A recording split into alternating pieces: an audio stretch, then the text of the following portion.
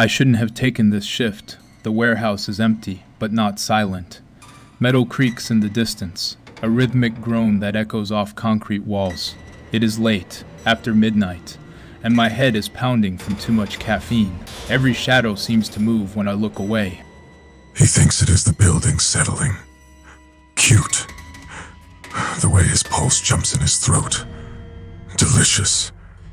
He doesn't know I've been here since they hired him, watching his routines, memorizing every tick and flinch. Tonight is my favorite night, when he is alone with his fears. There it is again, that knocking. Not from the vents this time. From the storage room door, the one that always stays locked. I didn't lock it tonight. But someone must have. It wasn't me, was it? He is so close to remembering now. His fingers tremble as they reach for the doorknob. That little detail about the missing key still nagging at him. He'll figure it out soon. How I slipped in during his break. Took that key right from his pocket while he was distracted by a text from his girlfriend. Stupid boy. The door swings open, darkness, a smell like rust and old sweat. Then, a shape moves inside, just at the edge of my vision. I hear it breathing, slow and ragged. It is not human.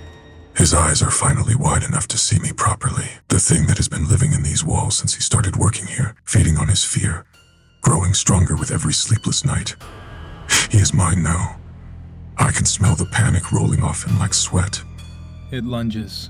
Cold claws rake my cheek as I stumble back. The lights flicker and die.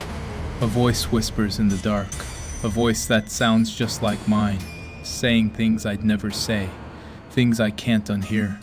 I am not alone anymore. Listen, carefully. Hear my voice. It is the last thing you'll ever hear. Mark, subscribe, now before it is too late for you.